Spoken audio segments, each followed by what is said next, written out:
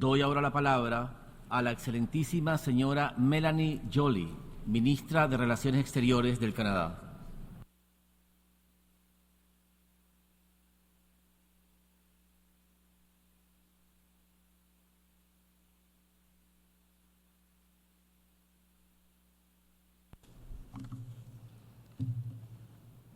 Monsieur le vice-président, chers collègues, c'est un honneur pour moi de prendre la parole aujourd'hui devant vous au nom de mon pays, le Canada, et au nom des Canadiens. Je tiens à souligner que je me joins à vous sur le territoire traditionnel du peuple Lenape.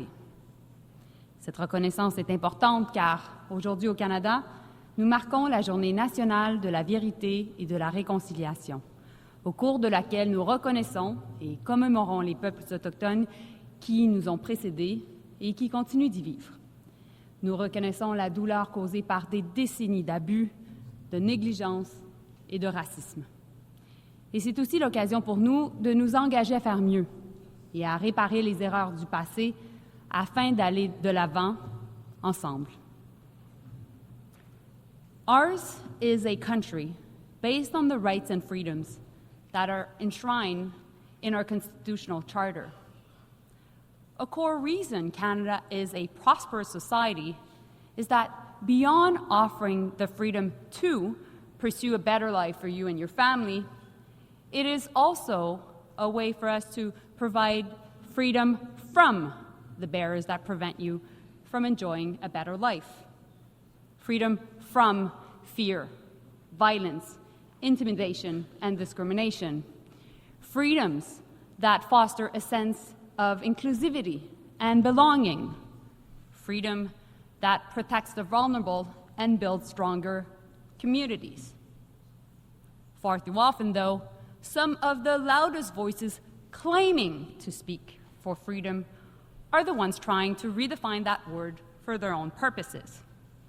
They claim freedom as an excuse to do as they wish without any regard for the freedoms of others. This is certainly not how we should define freedom. They hide behind the word to tell us everything is broken, to spread disinformation and parrot the lines fed to them by those who wish to interfere in our elections and undermine our democracy. They weaponize the term freedom to further marginalize those in the most vulnerable situations, to justify spreading hate, and even deny people their right to make choices about their own bodies, including limits on reproductive rights. At the end of the day, through all of the noise, what they really mean to say is freedom for some, not freedom for all.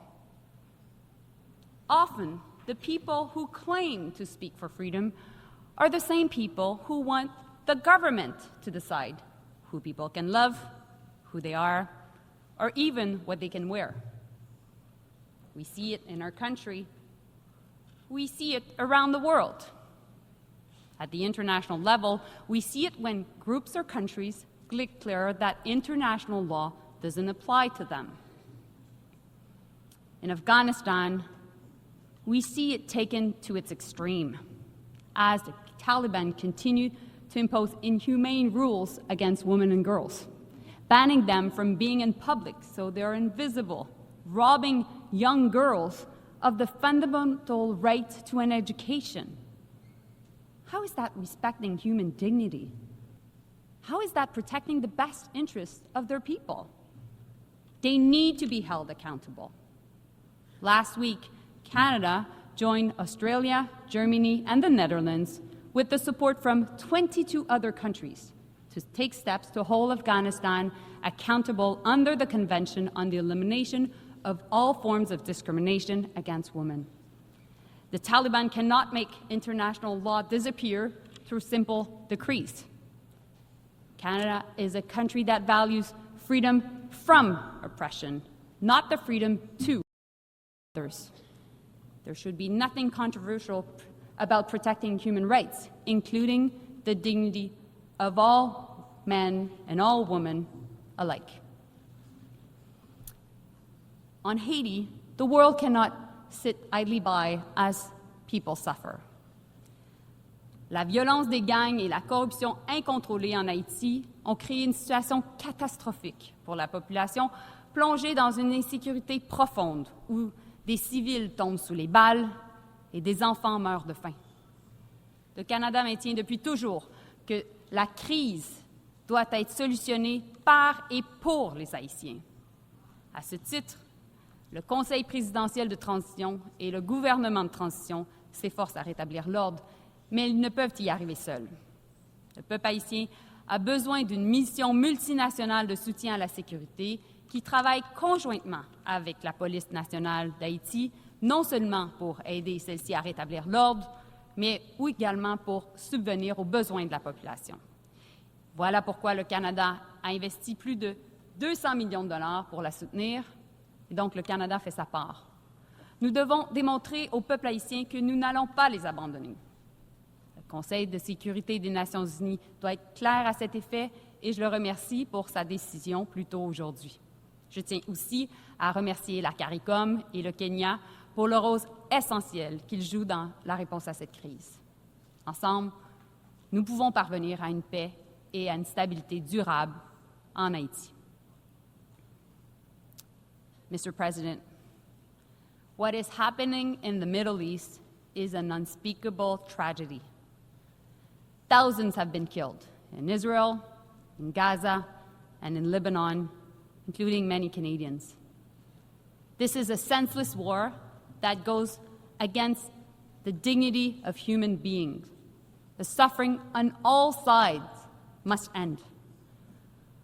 What the world continues to witness is a repeated cycle of violence where civilians pay the heaviest price. Canada is joining those urging Israel and Hezbollah to accept an immediate ceasefire. We need to create space for peace talks and save lives. There cannot be war in Lebanon, full stop. UN Security Council resolutions must be respected.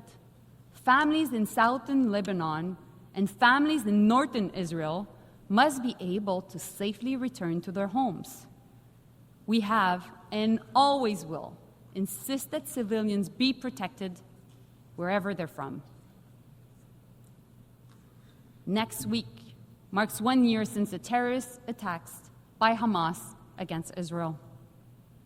And last March, I visited Kibbutz Kfar Aza, one of the communities attacked on October 7. I met Ayelet, a mother grieving her son who was brutally murdered in the attack, and he died protecting his fiancée.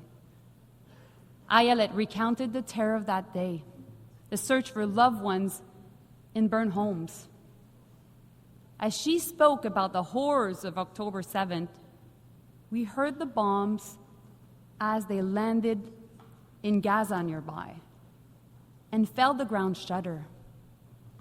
In that moment, the duality of the tragedy befalling the Israeli and Palestinian people was profound, and it is a moment I will never forget. The situation in Gaza is inhumane. The level of suffering is unacceptable, and it must stop. Innocent Palestinians, women and children cannot pay the price of defeating Hamas. It must end. And a ceasefire is needed immediately. Hostages must be released. This requires both sides making real efforts. Mr. President, for lasting peace, Canada has long advocated for a two-state solution. We believe both Israelis and Palestinians have the right to exist. We all know a negotiated agreement is the best chance for Israelis and Palestinians to live side by side in peace and security. Unfortunately, Hamas, a terrorist organization, continues to operate in Gaza, refuses to release hostages, and refuses to lay down its weapons. And meanwhile, the government of Israel is against the creation of a Palestinian state. Violence against Palestinians by extremist settlers and expansion of settlements by Israel in the West Bank continue unabated. And this is unacceptable. Canada supports the creation of a Palestinian state. That is why we are providing security and development support to Palestinians themselves. We will officially recognize the state of Palestine at the right time, when it is the most conducive to building a lasting peace, and not necessarily as the last step of a negotiated process. More than anything, this conflict has led to unspeakable pain. Communities are hurting. People have the right to protest peacefully, but nobody has the freedom to intimidate others. Polarization is a real problem, and division is real. We have a collective responsibility to bring people together. Mr. President, it's now been 2.5 years since Russia launched its illegal invasion of Ukraine. The human cost continues to grow. No country has the right and the freedom to invade its neighbor, and there's no freedom to impose your will on others. This aggression is a blatant violation of the UN Charter. Russia needs to get out of Ukraine now. And the Ukrainian people have the right to be free from fear and from aggression. They have the right to decide what their own future should be. And Mr. President, we all know that if Russia's aggression goes unchecked here, it will continue. Many countries in the region and the hemisphere are wondering if they will be next. And the world must not back down in denouncing this unjustifiable aggression, and Canada will not back down from its support for Ukraine. At the end of October, Canada will host a conference co-organized with Norway and Ukraine on the human dimension of Ukraine's 10-point peace formula. We will focus on the return of children to their families, as well as deported civilians and prisoners of war. Everyone, those affected by this war, is entitled to freedom from violence and from being forced from their home. Monsieur le Président, les enjeux dont je viens de vous parler soulèvent d'immenses défis. Et cette institution où nous nous trouvons ici aujourd'hui a un rôle à jouer pour nous faire cheminer ensemble vers des solutions. Les détracteurs des Nations unies lui reprochent d'être incapable de résoudre les problèmes auxquels le monde est présentement confronté. Et encore pire, certains, beaucoup plus conspirateurs, pensent même que l'ONU est la cause de plusieurs de ces problèmes. Les uns comme les autres ignorent la réalité et la force de cette organisation. Les Nations unies constituent un forum unique qui nous permet de nous rassembler et de nous parler sur un pied d'égalité pour tenter d'aplanir nos divergences, qui sont parfois profondes, en effet, par la discussion et la recherche du consensus. Et c'est la raison pour laquelle le Canada a soutenu l'adoption du Pacte pour le futur lors du Sommet pour le futur la semaine dernière. Le Pacte est un point de départ alors que nous travaillons ensemble pour assurer la pérennité de cette organisation. L'ONU n'est pas une organisation parfaite, c'est vrai, mais le progrès y est possible. Et comme l'a dit le secrétaire général, nous ne pouvons tout simplement pas construire un avenir pour nos petits-enfants avec un système construit par nos grands-parents. Alors ensemble, construisons cet avenir. Monsieur le vice-président, depuis près de 80 ans, aucune femme n'a occupé le poste de secrétaire général. Et c'est inacceptable. La semaine dernière, j'ai eu le grand honneur, avec ma collègue de la Jamaïque, d'accueillir à Toronto une quinzaine de femmes ministres des Affaires étrangères de partout à travers le monde. Notre constat est clair. Le prochain dirigeant de cette illustre institution doit être une femme. Il est grand temps que l'on puisse dire de façon honorable sur cette tribune et partout à travers le monde, Madame la secrétaire générale.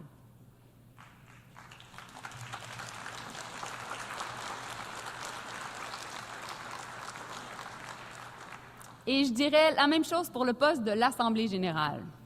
Monsieur le vice-président, avec tout le respect que vous m'inspirez et que m'inspire le président également, j'espère que l'année prochaine, les délégués s'adresseront à Madame la présidente. Et je sais que nous sommes nombreux et nombreuses ici, aujourd'hui, à partager ce souhait.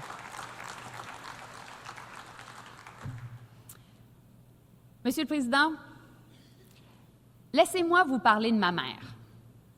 Elle va être tellement contente que je parle d'elle ici aux Nations unies. Vous savez, ma mère et ma grand-mère font partie des millions de femmes dans le monde qui ont lutté avec acharnement pour l'égalité des droits. Elles l'ont fait côté de mères et de grand-mères de bien des gens réunis ici dans cette enceinte. Récemment, maman me disait que nous faisions maintenant partie de la génération de la consolidation. Et elle a bien raison. Being part of our generation means that we need to consolidate the gains that have been made over time and fight against those who are trying to roll back this progress. It also means that we need to continue to fight so that women and girls everywhere have the right to make choices about their own bodies and their own lives.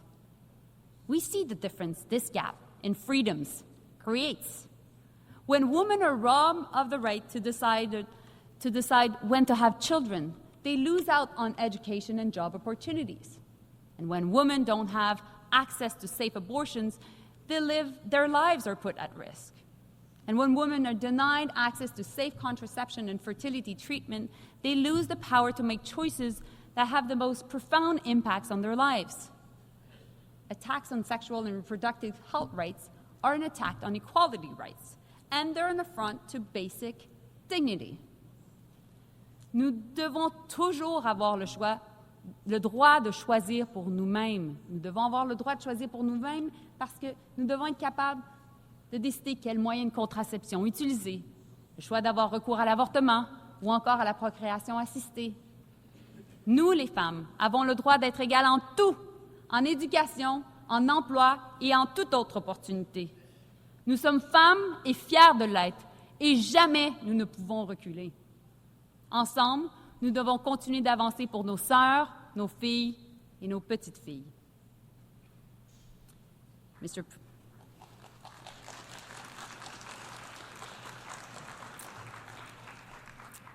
Mr. President, 2 years ago, I stood here and said countries around the world were faced with a choice. And we still have that choice today. We can choose a world where rules can be broken by the powerful, bringing us back to darker times of tension and conflicts. Or we can choose a world to uphold human rights, opportunities for all, peace and prosperity, where people work together to solve problems. Canada will work with partners to move us beyond this moment of crisis. A new future is being shaped. We must not fail. Thank you. Merci.